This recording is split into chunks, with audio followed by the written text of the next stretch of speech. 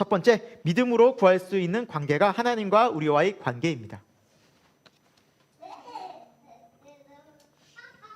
믿음으로 구할 수 있는 관계가 하나님과 우리와의 관계라는 것, 우리 함께 살펴보도록 할 텐데요. 우리 먼저 11절, 12절 말씀을 먼저 우리 본문 말씀을 읽고 말씀 나누도록 하겠습니다. 읽겠습니다. 시작. 너희 중에 아버지 된 자로서 누가 아들이 생선을 달라 하는데 생선 대신에 뱀을 주며 알을 달라 하는데 정갈을 주겠느냐. 이 말씀을 우리가 쭉 봤잖아요. 뭐 어려운 부분이 있습니까? 이해하기 힘들고 난해합니까? 너무나 심플하지 않습니까? 당연한 거예요. 자식이 부모님에게 원하면 부모님은 들어주고요, 딴 거 주지 않는다는 거예요. 전혀 엉뚱한 걸, 말도 안 되는 걸, 특히나 자녀에게 해가 되는 걸 절대 주지 않는다는 거예요. 그렇죠? 저는 요리를 잘 하지 못합니다. 요리를 좋아하지 않습니다. 그럼에도 불구하고 집에서 가끔씩 요리할 때가 있어요. 아이들이 밥 달라고 그럴 때. 좀 어렵죠. 그 중에서 제가 제일 자신 있는 요리는 김치볶음밥입니다. 김치볶음밥을 쉽게 생각해서는 안 됩니다. 각종 야채를 잘 썰어야 되고, 이것도 잘 볶아야 됩니다. 거기도 밥을 넣고 비율을 또 잘 맞춰서 해야지. 또 이것도 굉장히 또 맛이 없을 수 있고 짜거나 매울 수 있잖아요. 그래서 굉장히 이제 이거를 제가 주 메뉴로 하고 있는데, 지난주에 아이들이 제가 김치볶음밥을 그나마 제일 잘하고 면을 해주는 거 아는데 갑자기 생뚱맞게 오므라이스를 해달라는 거예요. 오므라이스를. 오므라이스는 저희 아내가 또 잘하는 것 중에 하나인데, 그 맛보더니 저희 엄마가 해주는 오므라이스를 또 원하는 거예요. 저는 요리를 잘 못하는데 그 트라우마가 좀 있거든요. 제가 신혼 초에 처음에 이제 결혼을 하고서 이제 힘들게 일하고 온 아내에게 제가 된장국을 맛있게 끓여주려고 딱 끓여놨어요. 근데 아내가 굉장히 이제 매운 걸 잘 먹어요. 그래서 집에 청양고추가 있는 겁니다. 그래서 청양고추를 정성껏 썰어 넣었죠. 근데 맛을 봤어요. 이거 내가 생각해 너무 매운 거예요. 그래서 너무 매워가지고 물을 붓습니다. 물을 부었습니다. 간을 맞춰야죠. 근데 물을 잘 붓으면 좋은데 많이 붓습니다. 자, 거기서부터 문제가 생기기 시작하는 거죠. 다시 또 간을 맞추기 위해서 청양고추를 넣고, 그리고 간을 맞추기 위해서 된장을 풀어 넣습니다. 여러분, 처음에 2, 3인분 그릇을 시작했다가 그 그릇이 커지기 시작했어요. 집에서 제일 큰 냄비로 옮기기 시작합니다. 그걸 2번, 3번 반복하다 보니 나중에 정체를 알 수 없는 된장국이 나왔어요. 어쨌거나 집에 와서 아내에게 그걸 줬어요. 아내가 먹더니 또, 솔직히 저희 아내는 좀 솔직한 스타일이거든요. 또 거짓말을 못한지라 진실한 사람이라 솔직히 얘기하더라고요. 그래서 그 다음부터 요리를 접게 됐어요. 무서워서 이제 트라우마가 있어서 요리를 못 하겠는 거예요. 그래서 만들어진 요리를 먹고 계란 이렇게 부쳐주고 주로 그런 간단한 걸 주로 했었는데, 이 오므라이스를 해달라고 하니까 오므라이스가 굉장히 저에겐 부담이 있어요. 특히나 제일 큰 부담이 소스 만드는 거였어요. 소스. 이 소스는 굉장히 기술을 요하더라고요. 뭐 돈가스 소스 몇 스푼, 케찹 몇 스푼, 설탕 몇 스푼, 뭐 몇 스푼. 이게 굉장히 저는 이게 어려움을 겪고 있었는지라, 그래서 하도 이제 오므라이스를 달라고 하는 그 아이들의 말이 제 마음속에 계속 남는 거예요. 이걸 어떻게 해야 되나 고민하다가, 그러면서 뭐 저도 설교 준비하고 있는데 오늘 말씀이 생각나는 거예요. 너희 중에 아버지 된 자로서 딸이 오므라이스를 달라 하는데 김치볶음밥을 줄 수 있겠느냐? 와, 주님, 딸이 저렇게 원하고 오므라이스 노래를 부르는데 제가 어떻게 김치볶음밥을 해주겠습니까? 주님 도와주옵소서. 믿음을 가지고 오므라이스에 도전을 했습니다. 소스를 만들었어요. 레시피도 찾아보고 아내한테 조언을 구해서 그래서 성공을 했습니다. 그래서 아멘. 제가 했어요. 그래서 지난 주 중에 맛있게 먹고 어제 또 만들어줬어요. 어제 한번 또 만들어주면서 했어요. 여러분, 이게 부모와의 사이입니다. 부모와 자식 간의 사이입니다. 부모는요, 자식이 얘기하면 거절하기가 힘들어요. 정말 힘들어요. 해줄 수 있으면 최대한 해주고 싶더라고요. 비록 제가 뭐 요리를 잘하는 것도 아니고 할 수 있는 것도 없고, 그런데 아이들은 믿음으로 막 얘기해요. 뭐 내 상황은 개의치 않아요. 아빠가 곤란할 것이다. 아빠가 지금 굉장히 힘들 것이다. 아빠 설교 준비해. 아무 상관도 없이 자기 원하는 걸 계속 얘기해요. 아빠 이거 해주세요. 먹고 싶어요. 저는 오므라이스가 정말 원해요. 안 된다는 거예요. 그런데 이것을 이야기하는 관계가 부모와 자식 간의 관계고, 아빠가 해줄 수 있을 것이란 믿음이 없으면 이걸 못 하더라고요, 여러분. 우리 아빠 해줄 거야. 우리 아빠는 믿어. 우리 아빠는 믿어. 그 믿음이 저로 하여금 새로운 도전을 하게 만들더라고요. 여러분, 하나님 어떨까요? 하나님과 우리 사이. 여러분, 먼저 우리는 제안할 때가 많아요. 하나님 이거 들어줄까? 벌써 몇 번째인데 염치가 있지. 참 내가 이거 한두 번도 아니고 하나님한테 맨날 부탁하고 해드린 것도 없는데. 여러분, 그걸 하나님을 믿지 않는 거라고요. 하나님을 모르는 거라고요. 무한하신 하나님, 내가 구하라, 찾으라, 두드리라. 조건 없잖아요, 여러분. 제한 뒀나요? 1000번, 10,000번 제한 두셨나요? 하루 3번으로 정해 놓으셨나요? 또 찾아왔니? 넌 염치도 없니? 너가 한 게 뭐가 있니? 물으시나요? 아니에요. 우리가 그걸 제한하고 있는 거예요. 기도는 이 믿음부터, 어떻게 보면 되게 솔직하고 되게 어린아이 같지만 이 믿음이 필요하다고요. 우리에게 구하십시오. 두드리십시오. 뭐든지 간구하십시오. 하나님은 우리에게 가장 좋은 것을 주시는 분이십니다. 여러분, 이것이 믿음이더라고요. 이것이 믿음이더라고요. 마태복음 5장 4절입니다. 같이 읽겠습니다. 시작. 애통하는 자는 복이 있나니 그들이 위로를 받을 것이며. 여러분, 애통하는 자는 복이 있대요. 슬픔 가운데 나오는 고백이죠. 고통 가운데 애통이 나오죠. 근데 성경은 복이 있대요. 세상은 저주라고 말하고 안 됐다고 불쌍하다고 해요. 그러나 성경은 그렇게 말하지 않아요. 애통하면 복이 있대요. 하늘의 위로가 있기 때문에, 하나님이 위로가 있기 때문에, 하나님이 그 영혼을 돌보시고 하나님이 그 영혼을 만져주시는 것을 경험할 수 있기 때문이에요. 여러분, 우리는 힘들고 어려우면 뭐 합니까? 내 스스로 해결해 보려 하지 않습니까? 그렇죠? 네. 방법 찾아보잖아요. 수만 가지 방법. 그러나 그 상황 속에서 먼저 하나님께 기도하고 먼저 하나님을 찾고 아버지 하나님이라고 부르는 게 복되다고 성경은 말씀하세요. 왜? 하나님이 그 문제에 개입하시고 분명히 하나님께서 우리를 위로하시기 때문입니다. 그리고 반드시 그 기도를 응답하시기 때문입니다. 여러분, 지금 어떤 문제가 있으십니까? 어떤 또 죄의 문제가 있으십니까? 어떤 고통 중에 있으십니까? 자녀의 문제, 직장의 문제, 물질의 문제, 건강의 문제가 있으십니까? 여러분, 그것은 우리로 하여금 다시 한번 애통하며 하나님께 나갈 수 있는 통로라는 것을, 하나님을 만날 수, 하나님의 위로를 받을 수 있는 길이라는 것을 여러분 기억하시고 믿으시기 바랍니다. 이걸 성경은 복되다라고 말해요. 세상의 기준과 달라요, 여러분. 성경에서 시편 150편 중에 다윗이 쓴 시편 73편이나 됩니다. 다윗이 그렇게 많은 시편을 썼어요. 그런데 여러분, 다윗이 그 많은 시편을 쓴 배경을 여러분 알고 계십니까? 어떤 상황 가운데 시편을 썼는지? 목동이어서 썼어요. 부모님으로부터 거의 버림받다시피 내쳐졌을 때, 목동이었을 때 그 외로운 그 광야에서 들판에서 이 시편을 씁니다. 사울 왕에게 억울하게 쫓겨다닐 때, 10년간 광야에서 도피 생활할 때 갈 곳 없어서 이리저리 떠돌아다니고, 가족들 데리고 잠잘 곳도 없어서 이곳저곳 굴에서 피해 다닐 때 무려 10년간 도피하면서 그 많은 시편을 씁니다. 우리아의 아내 밧세바를 취하며 죄를 짓고 난 후에 이 시편을 씁니다. 압살롬에게,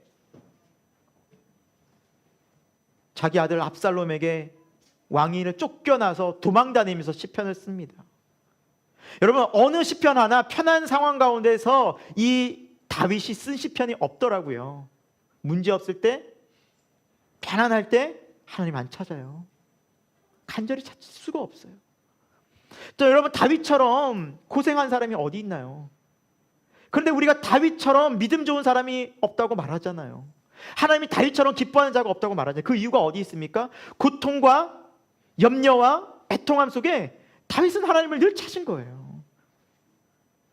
비록 그것이 잘못이 타인에 의해서건 자신에 의해서건 모든 상황 가운데 주님, 나의 눈물을 주의 눈물병에 담으소서라고 눈물로 애통하는 자가 다윗이었더라고요. 다윗은 누구보다 하나님 앞에 쓰임받은 사람이었고 하나님이 정말 마음에 합한 사람이었어요.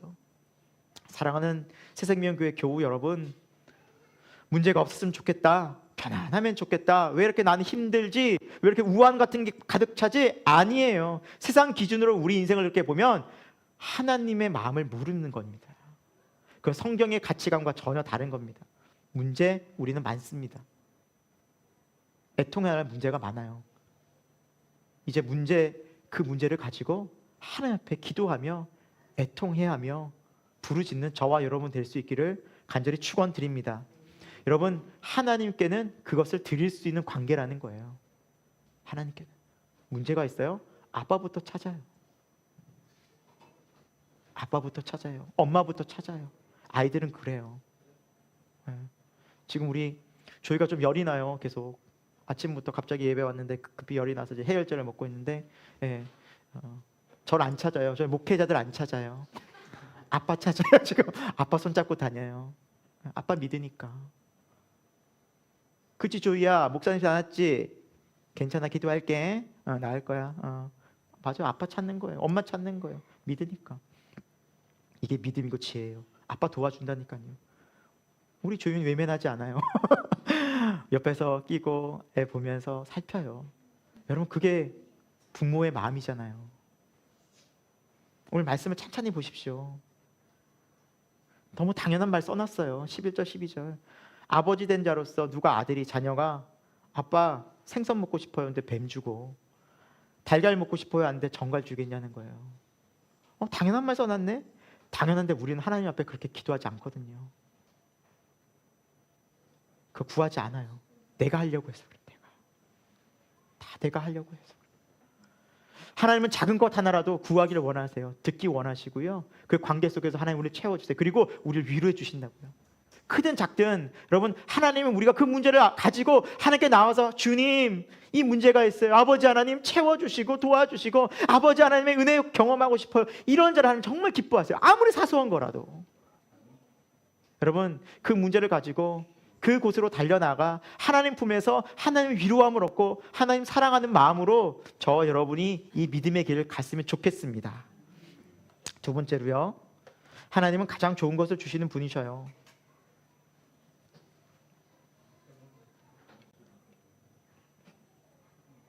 우리는 이걸 믿어야 돼요. 그리고 이거는 우리 인생을 통해서 경험하게 됩니다. 기도하면서 하나님 우리에게 가장 좋은 것을 주시는구나. 우리 13절 말씀 볼까요? 같이 한번 읽겠습니다. 시작. 너희가 악할지라도 좋은 것을 자식에게 줄 줄 알거든 하물며 너희 하늘 아버지께서 구하는 자에게 성령을 주시지 않겠느냐 하시니라 라고 말씀하고 있죠. 너희가 악할지라도 좋은 것을 자식에게 줄 줄 알거든. 여러분, 우리가 악에 대해서 지난 시간에 좀 배웠어요. 포네로스라는 이 단어는 하나님 없이 헛된 것을 열심으로 추구하는 상태를 말합니다. 그 상태가 이 세상의 땅의 것을 추구하는 상태라고 우리는 배웠습니다. 여러분, 성경에 보면 땅은 아담과 하와가 죄를 짓고 범죄하고 타락하여 땅은 어떻게 되죠? 저주를 받게 됩니다. 땅이 저주를 받아요. 성경에 그렇게 기록되어져 있죠. 땅이 저주를 받아 우리가 그것을 일궈내고 노동하는 것을 수고하고 애써야만 그렇게 된다라고 말했어요. 성경은. 그러니까 성경의 가치관은 땅이 이미 하나님을 떠난 이 인간의 타락한 죄성 때문에 하나님 이 땅에도 심판하시면서 땅이 저주를 받게 됐는데, 이 저주받은 땅을 인간은 어떻게 해요? 더 얻으려고, 땅에서 얻으려고 땅을 추구한다고요. 그게 저주스러운 삶이라. 그게 악이라고 말해요, 성경은. 그러니까 인간은 본능적으로 타락한 본성은 이 악한 것을 추구해요. 땅의 것을 추구하게 되어져 있어요. 그래서 이 땅의 것을 추구하는 인간에게 구원을 베푸시려고 예수님께서 어디에서 오셨어요? 하늘에서 오신 거예요. 그래서 예수님만이 우리로 하여금 믿음의 눈을 들어 저 하늘을 바라보게 하시는 분이셔요. 그러지 않고는 모든 인간은 땅의 것을 추구합니다. 땅에서의 명성, 땅에서의 건강, 땅에서의 물질, 땅에서의 인기, 모든 것이 다 거기만 바라보게 되어져 있어요. 그러나 성경은 철저하게 땅이 저주를 받았고 이 땅의 것을 추구하는 상태가 악한 상태라고 말하고 있어요. 그러니까 예수님이 너희는 악한데 라고 말씀하시는 거예요. 왜? 땅의 것을 추구하니까. 하늘의 것이 아니라 하나님의 것이 아니라. 그런데 그 악한 상태에서 그 부모들이 자식에게 좋은 것을 줘요. 여러분, 악한 상태에서, 즉 땅의 것을 추구하는 상태에서 자녀들에게 줘봐야 얻을 것을 줄까요? 땅의 것 준다니까요. 땅에서 잘 되는 것을 가르쳐요. 근데 그게 땅에 잘 되는 게 결국 잘 되는 걸까요? 영원한 걸까요? 아니라는 거예요, 성경은. 물론 부모의 심정에서는 자녀에게 가장 좋은 것을 주고 싶어하는 마음이 있어요. 그것은 부인하지 않아요. 자녀가 고생하지 않았으면 좋겠고, 우리 자녀가 정말 세상에서 잘 됐으면 좋겠고, 힘들지 않았으면 좋겠고, 좀 편안하고 인정받았으면 좋겠고, 그 부모의 심정이 있다고요. 그런데 주는 것이 결국 뭐예요? 땅의 것이라니까요. 근데 그것이 정말 좋은 것일까? 우리가 정말 생각해 봐야 된다니까요. 성경의 예를 한번 들어보겠습니다. 구약 성경에 보면 야곱의 12아들이 있어요. 그런데 야곱이 12아들 중에서 가장 사랑하는 아들이 있었어요. 그 아들이 요셉이었죠. 그래서 그것을 어떻게 알 수 있냐면 요셉에게만 채색 옷을 입혔어요. 다른 형들은 다 누더기 옷이고 일하는 작업복이었는데 요셉에게만 채색 옷. 아주 그냥 채색 옷 입고 어떻게 일할 수 있겠습니까? 일 못해요. 너 일하지 말라는 거예요. 너 아빠 밑에서 쉬고 내가 너 책임져 줄 테니까 그렇게 너 형들 관리나 하라는 거예요. 그래서 맨날 하는 일이 형들 고자질하는 일이었어요. 형들 가서 일 하나 안 하나. 아버지 옆에서 아버지 하면서 그냥 일 안 하고 그렇게 쉬면서 지냈어요. 그런데 야곱이 이렇게 요셉을 편애한 이유가 있었어요. 야곱이 4명의 부인이 있었는데 그중에 라헬을 가장 사랑합니다. 근데 라헬이 낳은 첫 아들이 요셉이었어요. 그런데 이 라헬이 요셉의 요셉의 동생이었던 베냐민을 낳다가 막내를 낳다가 죽게 됩니다. 그러니까 가장 사랑했던 아내가 죽으니 그 아내가 낳던 자식을 가장 애지중지하고 사랑하고 그 마음을, 아내의 마음을 거기에 투영시킨 겁니다. 그래서 편애가 시작됐죠. 야곱의 편애가 시작됐죠. 그래서 요셉을 보호하고 요셉에게 어쨌거나 뭐 사랑과 애정을 듬뿍 담아 표현을 하는데, 여러분 자식들 상황을 가운데서 자식 기르다 보면 편애하게 되면 어떤 일이 벌어집니까? 자식들 사이에서 시기와 다툼이 100% 일어납니다. 그러니까 형들이 이 요셉을 너무 싫어하는 거예요. 시기가 일어난 거예요. 그래서 나중에 형들이 요셉을 죽이려고 하다가 결국에는 애굽에 팔게 되죠. 이런 가족의 아픔이 일어난 배경에는 이러한 야곱이 정말 요셉을 편애하고 요셉에게 가장 좋은 것을 주고 싶고 가장 사랑하는 모습을 담아서 한 그런 모습들이 다 투영됐기 때문에 나타난 현상이라는 겁니다.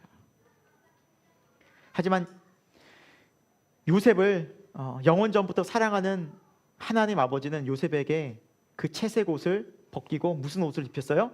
종의 옷을 입혔어요. 애굽으로 종 팔려가게 하시잖아요. 종살이 시켜버렸어요. 인간적으로 육신의 아버지는 야곱에게 요셉에게 채색 옷을 입혀서 정말 가장 애지중지 키웠지만 하나님은 그 옷을 벗겨버리고 종살이 시키고 종의 옷을 입혀버렸어요. 여러분 묻겠습니다. 채색 옷과 종의 옷, 어떤 옷을 입고 싶으십니까? 우리가 부모라면 종의 옷 못 입혀요. 채색 옷 입혀주고 싶죠. 그게 세상의 논리라는 거예요. 세상의 관점이라는 거예요. 근데 하나님은 종의 옷을 입혀요. 그게 그 사람에게 가장 유익하고 좋은 것이기 때문에요. 여러분 요셉이 계속 채색 옷을 입고 살아가면 어떤 일이 벌어졌을까요? 형들의 시기와 질투 속에서 언제 죽어도 죽었을 수 있어요. 아니요, 그 전에요. 애국과 그 온 팔레스타인 지역에 가뭄이 찾아오잖아요. 극심한 가뭄이. 그렇잖아요. 그래서 먹을 것이 다 떨어지잖아요. 아마 굶어 죽었을 수도 있어요. 그 가족이 다. 하나님은 그걸 다 아셨기 때문에 눈으로 봤을 때는, 육신적인 눈으로 봤을 때는, 세상적인 눈으로 봤을 때는 실패하고 저주스럽고 어떻게 이렇게 하실 수 있나라고 도저히 이해할 수 없는 그 길을 하나님 가게 하신 겁니다. 결국 그 길은 너무나 고통스러웠지만 요셉이 종의 옷을 입고 결국엔 또 감옥에 가서 죄수의 옷을 입고, 하지만 하나님께서 그렇게 하나님과 함께하는 형통한 삶, 그럼에도 불구하고 내가 너와 함께하리라. 네가 죄수가 됐든 네가 종이 됐든 나는 너를 형통하게 하리라. 요셉이 하나님과 함께함으로 그의 삶을 형통하게 하셨더라라는 성경의 말씀처럼 그의 삶을 하나님이 함께하심으로 말미암아 결국 그는 애굽의 총리가 되어 총리 옷을 결국 입게 하십니다. 여러분 우리가 이걸 잘 기억해야 돼요. 잘 되다가 총리 옷을 입힌 게 아니에요. 하나님이 옷 입힌 것을 다 따라갔기 때문에 결국 총리가 된 거예요.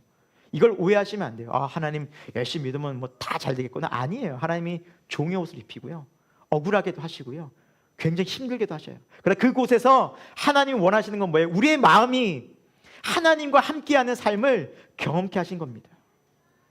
그 속에서 요셉이 그 어려움 속에서 뭐 하겠을까요? 기도밖에 할 게 없죠. 붙잡을 분이 누구예요? 하나님밖에 없죠. 그 기도할 수밖에 없는 거예요. 그러니까 그 속에서 채색 옷 입었을 때는 하나님이고 보고 자기가 정말 와닿지 않고 너무 편하니까 아버지 밑에서 얼마나 편했어요. 신앙이 자랐겠습니까? 하나님 알겠습니까? 아니, 몰라요. 하나님 정말 몰라요. 하지만 하나님께서 종의 옷을 입히시고 감옥에 보내시고 그곳에서 기도하고 하나님과 함께하는 삶을 살게 하심으로 말미암아 그가 나중에 하나님의 사람이 되었다는 것은 우리로 하여금 하나님은 결국 우리 인간의 눈으로 보이기에 좋은 것이 아니라 하나님 보시기에 가장 좋은 것을 주시는 분이시구나. 그렇기 때문에 여러분, 지금 고난을, 지금 어려움을 왜 이렇게 하나님 날 힘들게 하시나 이렇게 너무 세상적인 눈으로 해석하지 마시라는 겁니다. 다 이유가 있습니다. 하나님 목적 없이 우리를 어렵게 하지 않으십니다. 우리로 하여금 이 모든 상황들 속에서 연단하셔서 믿음으로 우리를 성장, 성숙시켜 가시기 위한 줄 믿으시기 바랍니다. 여러분, 이것이 신앙이에요. 이스라엘 백성이 출애굽을 하게 되죠. 그렇죠? 근데 출애굽 나와서 하나님이 어디로 인도하세요? 광야잖아요. 먹을 것이 있습니까? 잘 곳이 있습니까? 쉴 곳이 있습니까? 척박한 그곳으로 구원받은 이스라엘을 하나님께서 광야로 모십니다. 40년간 훈련시키셔요. 근데 그곳에서 누구를 경외하는 법을 배웁니까? 오직 여호와 하나님만. 그 이유가 무엇입니까? 애굽이 아닌, 너희의 삶이 애굽이 아닌, 바로가 아닌 나를 의지해라. 애굽의 구원이 있는 것이 아니라 나에게 구원이 있다는 걸 알려주기 위함 아닙니까? 그런데 이스라엘 백성은 40년이 지나고 마지막 때까지도 어떻게 해요? 애굽 돌아가겠다고 얘기해요. 우리로 하여금 애굽으로 가게 하소서. 지도자를 뽑아서 애굽으로 돌아가자 이러고 있어요. 원망하고 있어요. 그만큼 우리 안에는 세상을 향한 마음, 세상을 사랑하는 마음, 세상과 버타는 마음이 아주 지독하게 남아있는 거예요. 그래서 하나님은 때로는 우리를 고난으로 몰아가시고 세상 것이 우리가 붙잡았던 것들이, 내가 붙잡고 의지했고 안전하다고 한 것들이 불안전한 거였구나. 야, 내가 이거 믿고 갔다가 큰일 났겠구나. 내가 내 의지하고 내 생각대로 갔다가는 정말 멸망할 수밖에 없었겠구나라는 것을 철저하게 깨닫게 하시고 주만을 오직 바라보게 하십니다. 여러분, 이것이 광야의 길이고 믿음의 길인 줄 믿으시기 바랍니다. 그러지 않으면 절대 우리는 세상 놓지 못합니다. 이길 수 없습니다. 어떤 사람도, 어떤 누구도. 여러분 이걸 믿으셔야 돼요. 하나님은 우리가 기도 드릴 때 가장 좋은 것을 주셔요. 우리가 생각했을 때 좋은 것이 아닐 수 있다는 걸 여러분 꼭 기억하셔야만 합니다. 그대로 갔다가는 정말 큰일 날 수 있어요. 우리는 다분히 있습니다. 하나님 모르는 삶, 하나님 없는 삶, 하나님과 함께하지 않는 삶이 저주라는 것을 우리는 잊지 말아야 됩니다. 성경은 처음부터 끝까지 그 이야기를 하고 있습니다. 여러분, 예수님이 구원자라는 이름을 갖고 있죠. 다른 이름이 뭐예요? 임마누엘이에요. 임마누엘의 뜻이 뭐예요? 네, 하나님 우리와 함께한다는 의미예요. 하나님 우리와 함께한다. 이걸 알려주기 위함이에요. 하나님은 이거 알려주고 싶으신 거예요. 너희는 가지고 나는 포도나무고 너희가 내게 붙어 있어야 많은 열매를 맺느니라. 너희가 나를 떠나서는 아무것도 할 수 없느니라 말씀하시잖아요. 아무것도 할 수, 아니 할 수 있는 게 많던데요? 있죠. 이 땅에서 할 수 있는 게 많아요. 돈도 많이 벌 수 있고요. 직장도 좋은 직장, 뻗어탄 집 다닐 수 있고요. 좋은 집, 좋은 차 타고 다닐 수 있다고요, 여러분. 하나님 안 믿는 사람들 그럴 수 있다고요, 여러분. 근데 거기는 하나님이 없어요. 예를 들어서 어떤 삶이 펼쳐질까요? 결국에는 땅을 지향하고 결국 헛되다는 거예요. 성경이 말씀하고 있는 거예요. 여러분, 신앙은 항상 이거를 봐야 돼요. 신앙은 항상 우리로 하여금 어디로 지향하게 하는가, 우리의 믿음이 땅을 지향하는가 하늘을 지향하는가, 그 차이입니다. 믿음은 여기에서, 이 가치관에서 모든 것이 판결납니다. 내가 믿음 생활을 할 때에도 자꾸 땅을 지향하는 기도를 하면 이걸 회개해야 된다는 거죠. 그리고 내가 그것을 욕심부리면 하나님께서 그거 아니다라고 말씀하실 때 회개하고 돌이키는 은혜가 있어야 된다는 거죠. 그것이 먼저고 그것을 고집부리고 하게 되면 결국에는 우리는 계속 힘들어지는 겁니다. 신앙생활이. 기쁠 수 있어요. 아니 정말 기뻐요. 신앙생활은 감사해요. 왜? 하나님께서 주신 것으로 기뻐할 수 있거든요. 그런데 이게 하나님 주신 게 이것보다 땅에 주는 것이 더 좋아 보이거든요. 그러니까 이스라엘 백성들이 불평 나올 때 어떻게 만나에 대해서 불평하죠. 이 하찮은 만나라고 얘기해요. 이 하찮은 만나. 불평할 때 하나님이 주셨는데 하찮은 만나래요. 애굽에서 먹던 거가 다르다는 거예요. 우리가 때로는 하나님이 주신 것들에 대한 그 의미와 하나님과 함께하는 그 삶의 의미를 놓쳐버리면 땅의 것과 비교해서 이것 때문에 이렇게 힘들게 하시려고 나 하나님 믿게 하십니까? 라고 이 불평이 나온다니까요. 우리가 신앙생활 하는 데는 편함이 목적이 아닙니다. 안전함이 목적이 아니에요. 오히려 하나님은 이 세상이 불안정하다, 너희가 그거 의지하고 가다가는 정말 잘못된 길로 간다, 심판의 길로 간다, 저주의 길로 간다, 거기 아니다라는 것을 늘 알려주시는 것이 하나님의 뜻입니다. 그래서 하늘의 만나가 없이는 살 수 없구나. 하늘의 만나가 누구입니까? 예수님이에요. 여러분 생각해 보세요. 만나를 한 번 받으면 1년 내내 지낸 거 아니에요. 한 달 동안 먹은 거 아니에요. 만나는 어떻게 받아서 지냈어요? 매일 지냈어요. 매일 만나. 매일 만나 받았어요. 매일. 이건 뭘 의미할까요? 내가 매일 매 순간 예수님을 의식하지 않고 예수님과 동행하지 않고 예수님과 함께하지 않고 기도하지 않고 살 수 있어요? 없어요? 없다라는 게 이게 신앙생활 맞아요. 하나님 왜 이렇게 힘들게 하십니까? 좀 하루라도 편할 날이 없네요. 그게 맞다니까요, 여러분. 내가 하루라도 예수님 의지하지 않으면 살 수 없는 게 맞는 거예요. 매일매일 날마다 너희가 자기를 부인하고 날마다 너의 십자가를 지고 나를 따르라 말씀하시잖아요. 사랑하는 새생명교회 교우 여러분, 우리가 좀 명확히 했으면 좋겠어요. 좋은 게 뭘까? 우리 참 속고 살았어요. 세상에서 안전한 것, 세상에서 배부르고 물질로 충만하고 가족 문제 없고 이게 안전하다고 생각했는데 거기가 제일 위험한 거예요, 여러분. 이게 불안하다고, 이게 안전하지 않구나라는 걸 느끼는 게 진짜 믿음이자 그것으로 하여금 우리가 하늘을 소망하게 만든다니까요. 내가 의지했던 게 내가 붙잡았던 게 아니었구나. 이게 내가 나를 지탱해 준 게 아니었구나. 여러분, 그래서 하나님은 우리에게 이제 가장 좋은 것을 구하라고 말씀하십니다. 그분이 누구냐? 성령님이에요.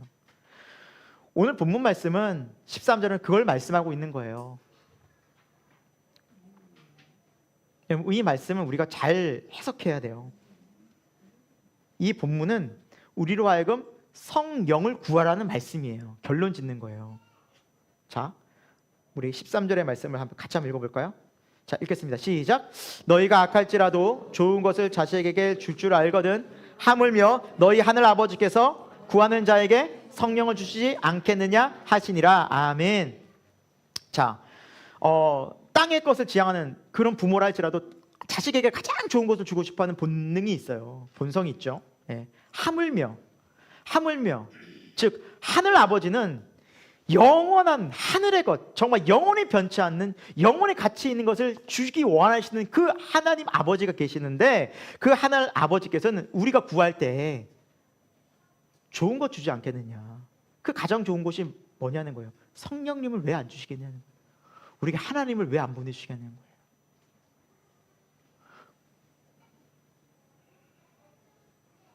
여러분, 우리가 성령님을 모시고 사는 것, 성령님과 함께 하는 게 왜 중요할까요? 결론부터 말씀드리면 성령님을 우리 안에 모시지 않고 성령님과 함께 하지 않고는 믿음 생활을 출발도 하지 못하고 하늘이 열리지도 않고 하나님 나라를 볼 수도 없고 예배나 기도나 그리고 신앙생활 자체가 안 됩니다. 그렇기 때문에 그렇습니다. 성령이 임하지 않고는 하나님도 모르고 천국도 모르고 기도도 안 되고 말씀도 이해가 안 되고 그리고 신앙생활 자체가 안 됩니다. 그리고 죽음 이후에 부활도 할 수 없습니다. 그렇다면 성령님이 함께하지 않는 삶, 성령이 없는 삶은 그야말로 악하고 불의한 어떤 땅의 것을 추구하는 삶일 수밖에 없어요. 왜? 성령을 통하지 않고는 하늘의 것을, 하나님의 뜻을 모르기 때문에 하나님이 기뻐하신 것을 구할 수 없거든요. 그러니까 땅의 것을 구할 수밖에 없다고요. 그러니까 우리가 구하고 우리가 원하는 것들이 좋은 것인 것 같지만 성령의 인도하심을 받지 않고는 다 땅의 것을 구하고 있다니까요. 그러니까 하나님이 이걸 아셨기 때문에 우리가 성령님을 보내주신 것이고, 성령을 통해서 이것을 알고 성령님을 통해서 기도할 때 우리의 신앙이 달라지기 시작하는 거예요. 진짜 신앙생활을 하게 되는 겁니다. 자, 우리가 몇 가지 성경에 나와 있는 성령의 도우심과 인도하심을 살펴볼 거예요. 제가 좀 짧게, 좀 6가지 정도가 되는데 좀 짧게 하나씩 좀 살펴보며 지나가겠습니다. 첫 번째, 하나님을 아빠, 아버지라 부르게 됩니다. 제가 로마서 8장 15, 16 읽어볼게요. 너희는 다시 무서워하는 종의 영을 받지 아니하고 양자의 영을 받았으므로 우리가 아빠, 아버지라고 부르짖느니라. 성령이 친히 우리의 영과 더불어 우리가 하나님의 자녀인 것을 증언하시나니.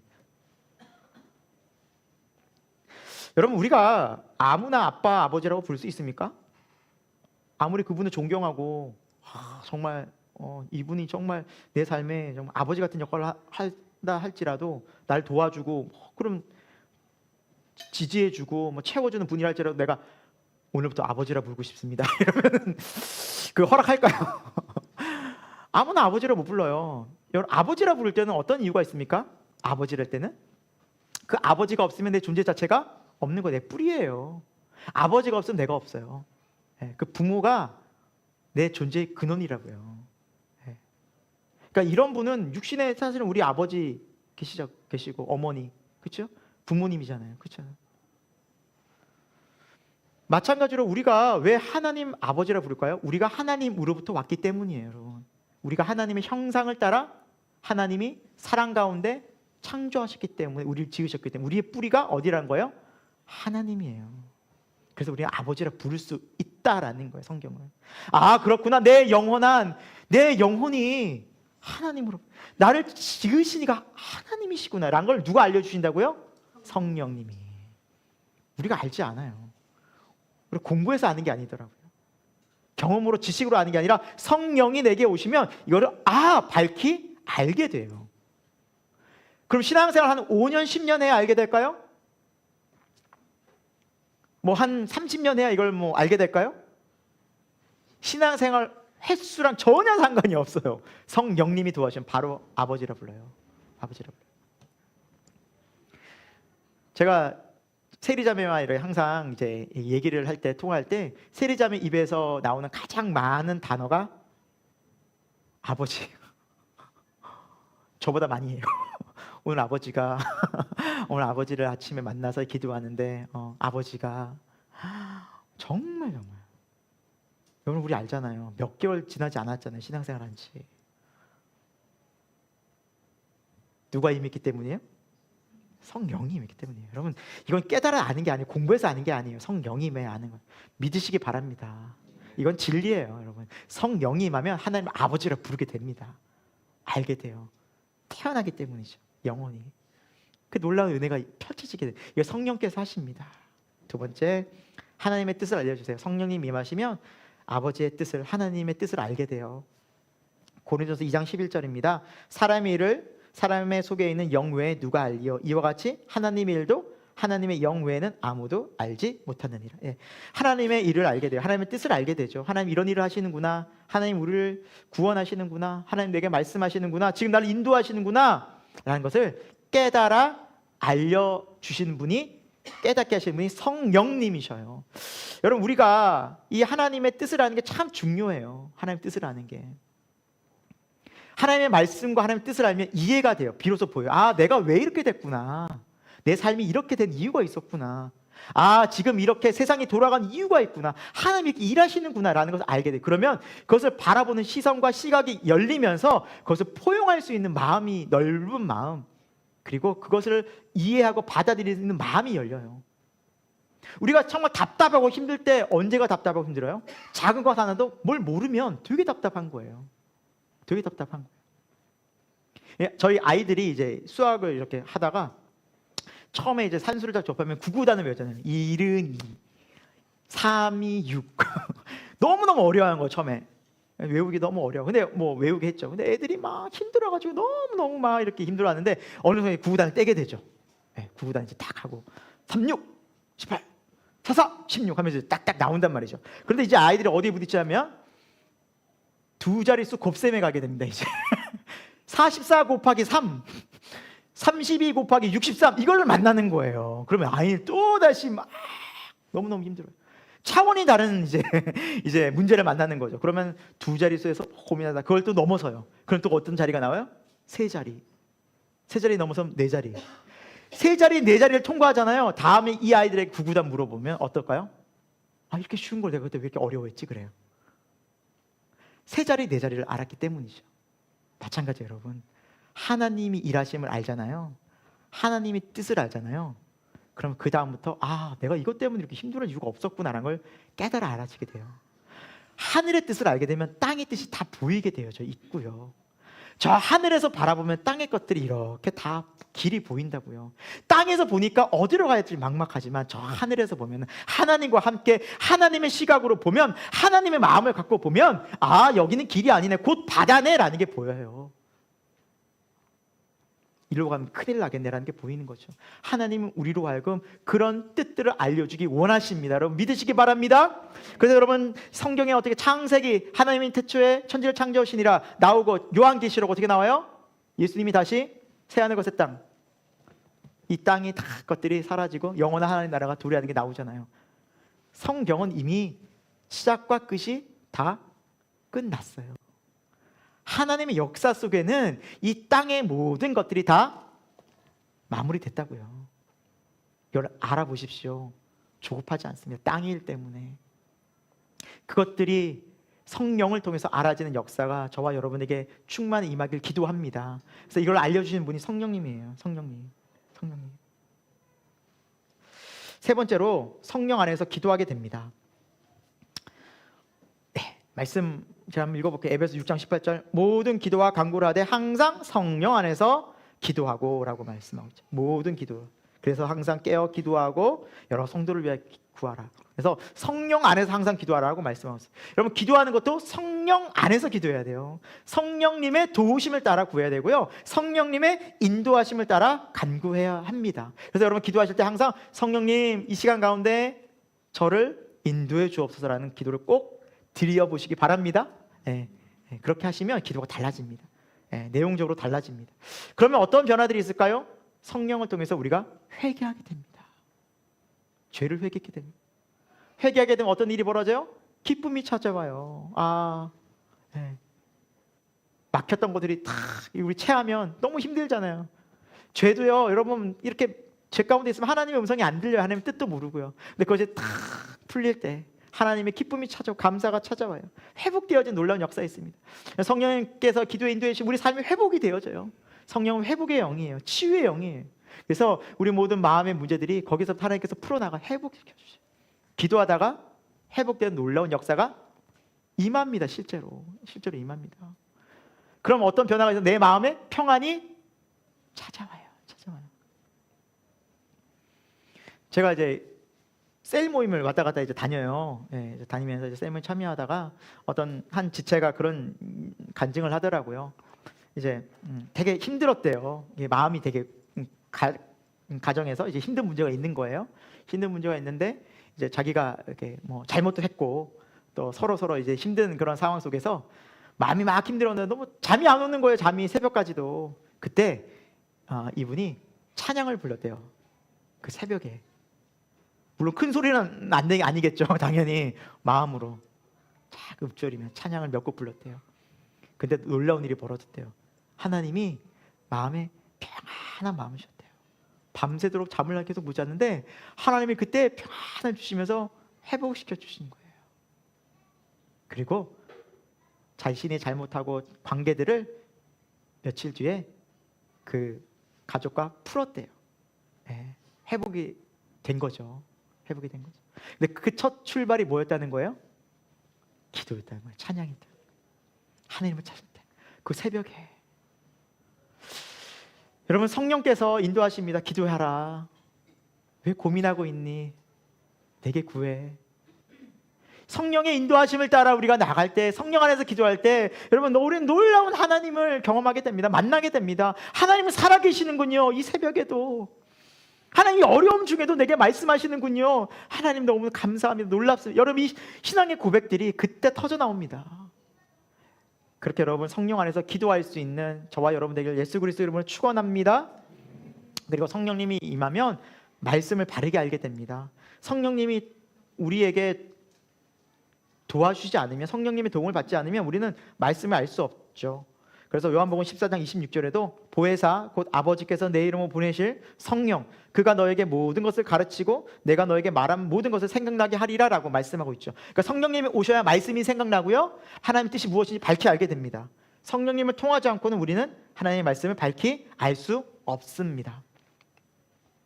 그래서 여러분 베드로후서 1장 20절에도 하나님의 모든 말씀, 성경을 사사로이 풀지 말라고 말씀하고 있어요. 사사로운 건 뭐예요? 내 개인적인 생각으로 말씀을 받지 말라는 거. 여러분 그래서 주일에 교회를 통해서, 목사님들을 통해서 여러분들에게 하나님의 뜻이 말씀이 선포되어져 있죠. 이때에도 여러분 어떻게 받아야 되는 거예요? 사사로이 받으면 안 되는 거예요. 여러분 하나님의 감동하심으로, 성령의 감동하심을 받아야 돼요. 이게 실제 내 삶을 받고 능력 있게 하는 겁니다. 그럼 사사로이 받는 게 뭘까요? 하나님의 말씀이 들려질 때 여러분 때로는 하나님이 내가 듣기 싫어하는 것도 말씀하실 때가 있어요. 교회 생활하고 신앙생활 하다 보면 제일 좀 위험한 것이 뭐냐면 하나님의 말씀을 들을 때 내가 듣고 싶은 부분을 찾아서 듣고 싶어하는 욕구가 생겨요.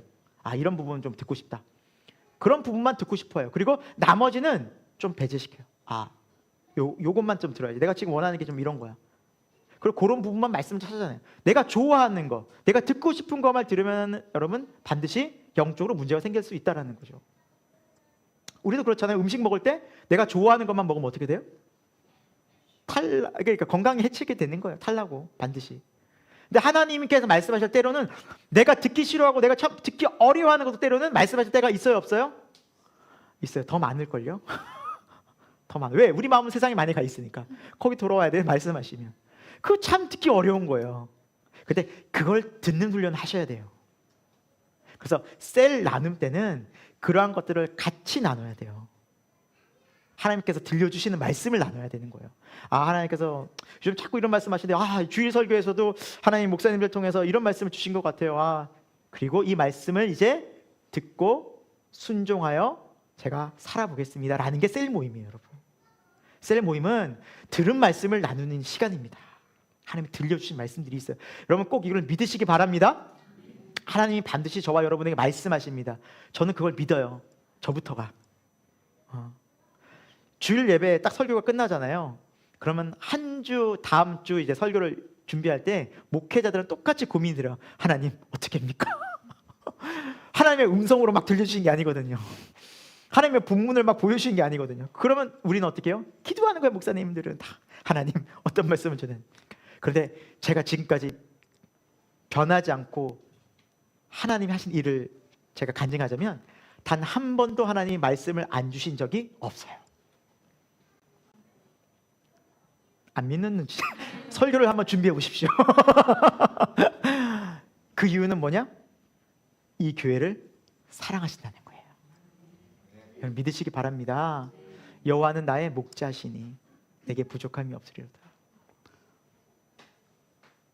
그가 나를 푸른 초정과 실만한 물가로 인도하시는도다. 여러분 여호와 하나님이 우리를 목자되게 인도하시는데 왜 굶기시겠냐고. 영적으로 그렇잖아요. 물론 되게 힘들어요. 하나님 말씀 주옵소서. 그 뭐 힘든데 하나님 반드시 말씀 주셔요. 그러니까 여러분 그 믿으셔야 돼요. 하나님 예배 때 꼭 오실 때 기도하실 때 오늘 저에게 주신 말씀 기대합니다. 저희가 오늘 예배 시작하기 말씀 듣기 전에 뭐라 같이 나눴죠? 하나님만 기대합시다 그랬잖아요. 그 기대감이 있어야 돼요. 소망감이 있어요. 하나님 오늘 어떤 말씀 주시겠어요? 제가 꼭 듣기 원합니다. 듣는 귀 열어주옵소서. 듣는 마음 열어주옵소서. 하나님 말씀하실 때 아멘 할 수 있게 하여 주옵소서. 여러분 그 영혼을 하나님께서 어떻게 외면하시겠냐고요. 목마른 사슴 시냇물 찾아 헤매이듯이 내 영혼 주를 찾기에 갈급하나이다. 그 영혼을 하나님이 결코 외면하지 않으십니다. 반드시 채우시고요. 인도하시고 그 말씀이 우리 영육을 살찌게 하여서 결국 이 세대를 믿음으로 승리하게 하십니다. 그리고 여호와의 살아계심을 간증하게 될 줄로 믿습니다. 여러분 셀 모임 하실 때 여러분 받은 말씀 꼭 나누시고요. 때로는 여러분이 막 하고 싶은 얘기를 막 하다가 보면 간혹 약간 3000% 빠질 수 있잖아요. 예, 그때 셀장이 조심스럽게 오늘 주신 말씀 같이 나누죠. 그러면 유턴하셔야 돼요. 계속 가시면은 계속 얘기 나와요. 계속 유턴하라고 얘기 나와요. 내비에서. 그러니까 내가 지금 잠깐 빠졌구나. 오늘 주신 말씀으로 나눠야지 하면서 그 공동체에서 셀에서 하나님의 말씀이 풍성해지는 역사가 그때 어떤 일이 기적들이 놀라운 능력이 나타나는지 경험하는 우리 교회 됐으면 좋겠습니다. 네, 그리고요 5번째 이거는 여러분과 찾아보겠습니다. 성령을 따라 살아가게 된다. 자, 갈라디아 5장 16절에서 26절입니다. 여러분 성경을 한번 찾아봅시다. 갈라디아 5장. 네, 하나님이 우리가 성령을 주셔서 이제 성령으로 살아가게 하십니다. 여러분 두려워하지 마십시오. 하나님 우리에게 약속하셨습니다. 성령을 통해서 이제 이 세상 믿음으로 넉넉히 살 수 있는 능력 주셨습니다. 우리 한번 찾아보고요. 같이 저와 여러분 한 절씩 읽으면서 우리 믿음으로 함께 이 말씀을 보도록 하겠습니다. 같이 읽습니다. 제가 먼저 16절, 여러분 17절 교독합니다. 제가 먼저 읽습니다. 내가 이르노니 너희는 성령을 따라 행하라. 그리하면 육체의 욕심을 이루지 아니하리라.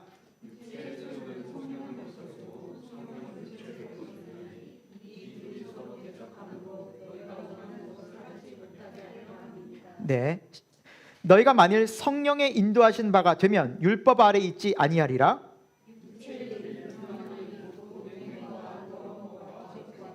우상 숭배와 주술과 원수 맺는 것과 분쟁과 시기와 분냄과 당짓는 것과 분열함과 이단과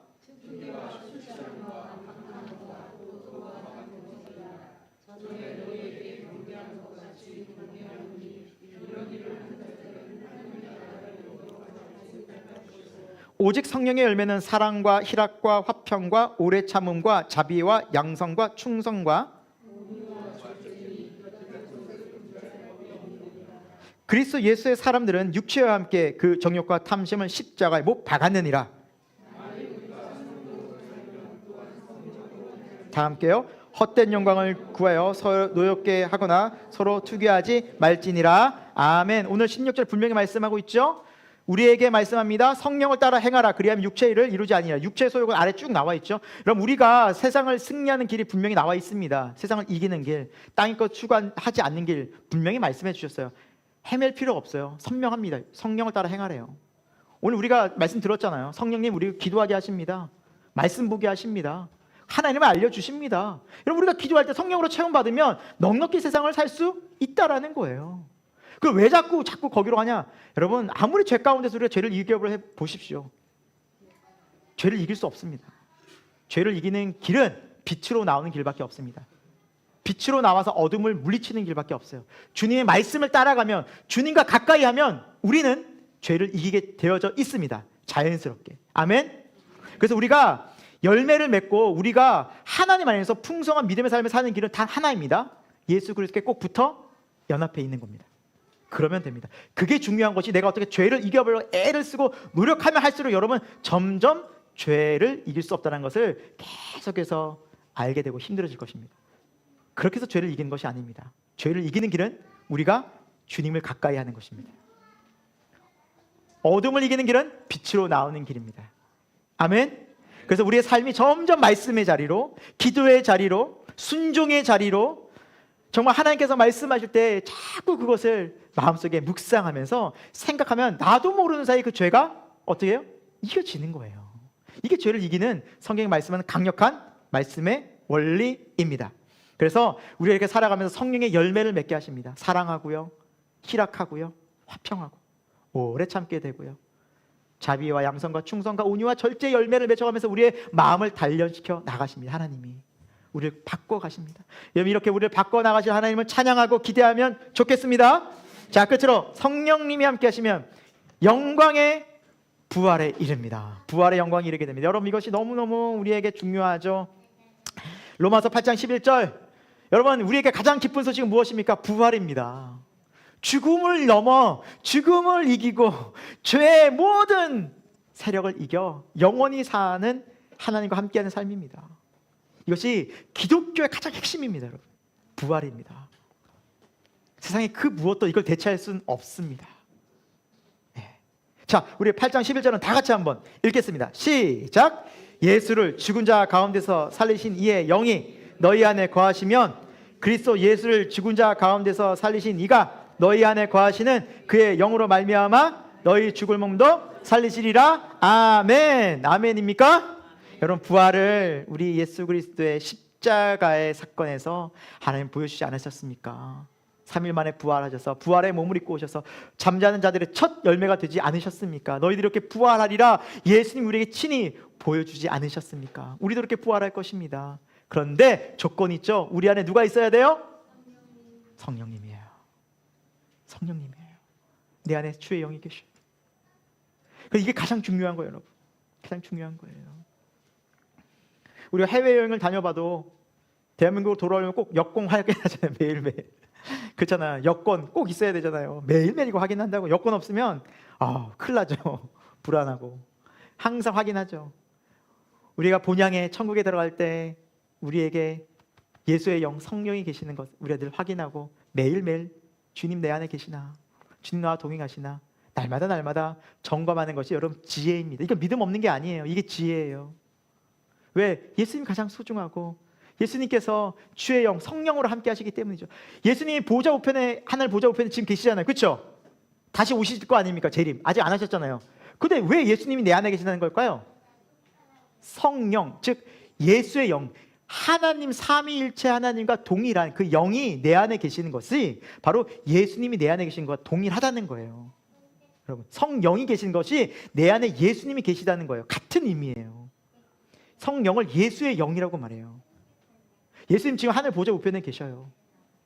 보혜사 똑같이 예수 그리스도 보혜사이시고 또 다른 보혜사를 내가 너에게 보낸다 그랬잖아요. 성령님을. 그래서 또 다른 보혜사, 즉 우리를 구원으로 인도하시며 날마다 하나님을 알게 하시며 이 믿음의 길을 걷게 하시며 저 천국을 소망해 하시는 또 다른 보혜사, 동일한 하나님, 그 동일한 삼일째 하나님이신 성령을 우리에게 주셔서 영원히 너희와 함께 하겠다는 것이 하나님의 약속이고, 성령이 우리 안에 거하시면서 그 예수님이 함께하는 것이 동일하게 우리에게 이렇게 약속이 이루어진 것을 이렇게 우리가 믿는 거예요.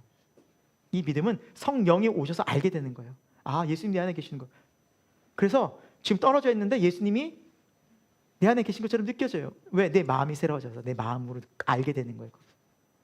이걸 알려주시는 분이 누구예요? 성령님이에요. 그 성령님이 누구의 마음도 알려주세요? 하늘 아버지의 마음도 알려주시는 거예요. 하늘 아버지 기뻐하시는 거예요. 그러니까 성령이 오시지 않으면 예수님도 모르고 하나님도 모르고 하나님 아버지도 모르고 아무것도 몰라요. 그러니까 성령이 우리에게 오시는 게 믿음의 출발이요, 처음부터 시작과 끝이요, 또 우리를 구원에 이르게 하시며 또 우리를 부활에 이르게 하면 영원히 함께하는 그 분이 성령 하나님이셔요. 그런데 우리가 살아가면서 얼마나 성령 하나님을 존귀 여기고 그분을 우리가 인격적으로 대우했냐고요. 하나님 아버지는 예수님을 통해서 가장 귀한 성령님을 보내주시겠다고 했는데 우리는 얼마나 그분을 원했냐고요. 그러니까 우리가 바른 기도를 드려야 되는 것이 너무나 선명하지 않습니까? 우리가 지금까지 어떤 기도를 드렸냐고요. 그러니까 내 육신의 기도, 내가 원하는 기도, 그런 기도를 드리면서 우리 삶이 정말 행복해졌습니까? 열매가 맺혀졌습니까? 안 맺혀지거든요. 삶은 점점 힘들어지거든요. 곤고해지고 예수님 믿는데 왜 이렇게 행복하다 그러는데 기쁨이 없지라고 우리가 생각하는 이유가 성령을 따라 행하지 않고 성령을 구하지 않기 때문입니다. 여러분, 오늘 우리는 이 영적 비밀을 알게 되었습니다. 저와 여러분이 성령을 구하는 은혜의 길을 축원드립니다. 여러분, 오늘 기독교 절기상 오늘이 어떤 날인지 아십니까? 예수님이 부활하시고 50일 지나서 어떤 일이 벌어집니까? 마가의 다락방에 어떤 일이 벌어집니까? 성령 강림 사건이 벌어지지 않습니까? 그래서 오늘 기독교 절기로 성령 강림 주일이에요. 제가 깜짝 놀랐어요. 저는 예측하지 않았어요. 이 설교를 이렇게 짜지 않았어요. 그러니까 하나님이 말씀의 주인 되신다는 거예요, 여러분. 성령을 구하십시오. 이것만큼 지금 소중한 게 없습니다. 성령을 구하십시오. 여러분 가정의 문제들 거기서 풀어질 것입니다. 여러분 성령을 구하십시오. 여러분 개인적인 구원의 문제 거기서부터 시작될 것입니다. 성령을 구하십시오. 여러분 모든 문제들이, 모든 죄의 문제들이 거기서부터 해결되기 시작할 것입니다. 성령을 구합시다. 기도하겠습니다. 하나님 감사합니다. 오늘 우리가 하나님께 예배 드리며 나아갑니다. 하나님 우리 예배를 기쁘게 받아주시고 성령의 은혜로 함께하여 주옵소서. 오늘 우리가 말씀을 들었습니다. 우리에게 주신 말씀, 선포된 말씀 마음에 새기게 하시고 이제 성령 안에서 그 말씀에 순종하여 열매 맺어 이 땅 가운데서 하나님의 거룩한 백성으로 성령님과 동행하며 담대한 믿음으로 세상을 이기는 신앙, 믿음 되게 하여 주옵소서. 살아계신 예수 그리스도의 이름으로 기도합니다. 아멘. 하나님 아버지, 오늘 우리가 하늘 아버지께 예배드리며 나아갑니다. 하나님 우리 예배를 기쁘게 받아주시고 우리의 삶이 늘 성령의 인도하심을 따라 하나님을 예배하고 하나님을 즐거워하고 기도하고 찬송하는 인생 되게 하여 주옵소서. 하나님 연약한 우리 인생, 죄 가운데 거하는 인생, 땅의 것만 추구하던 우리의 인생 속에 성령님 찾아오셨습니다. 진리의 밝은 빛을 비춰주셔서 예수 그리스도의 십자가의 은혜와 능력, 하나님 아버지의 영원한 사랑 보게 하셨습니다. 알게 하셨습니다. 만나게 해주셨습니다. 참 감사드립니다. 하나님 그 하나님을 우리가 우리 마음속에 늘 기도하며 그 예수 그리스도를 바라보고 믿음으로 살아갈 수 있는, 매일매일 예수님과 연합할 수 있는 우리의 인생, 그 믿음 생활 될 수 있도록 성령님 우리를 인도하여 주옵소서. 하나님 우리가 살아가면서 지금 많은 문제들 속에서 어려운 지체들이 있습니다. 하나님 그러나 그 문제보다 크신 하나님을 믿음으로 바라보게 하시고 그리고 우리를 한없는 자비와 은혜와 사랑으로 돌보시고 인도하시는 하늘 아버지를 바라보며 아버지 하나님이라고 기도하는 믿음의 거룩한 백성 자녀 되도록 인도하여 주옵소서. 그래서 참으로 살아계신 하나님, 역사하시는 하나님, 나와 함께 하시는 하나님, 그 영원한 자비와 긍휼의 하나님을 만나고 고백하고 간증하며 이 광야 같은 세상을 믿음으로 승리하는 거룩한 하늘 백성 되도록 역사하여 주옵소서. 하나님께 나오면서 마음과 뜻과 정성 다하여 물질 드리는 이 마음 주여 기쁘게 받아주시고 우리가 살아가면서 오직 하나님 의지하고 하나님께서 주시는 것으로 만족하며 기뻐하며 감사하며 주님께 드릴 수 있는 존귀한 인생 삼아 주옵소서. 지금은 우리 주 예수 그리스도의 십자가의 은혜와 하나님 아버지 영원하신 사랑하심과 성령 하나님의 감화 감동 역사하심이 이제 성령님을 통하여 성령님 의지하여 바르게 기도하기를 다짐하고 결단하며 돌아가는 우리 생명교회 모든 교우들 가운데 저들의 삶과 가정과 직장과 또 우리 새생명교회와 한국교회 가운데 지금부터 영원토록 함께 없시기를 간절히 축원하옵나이다. 아멘.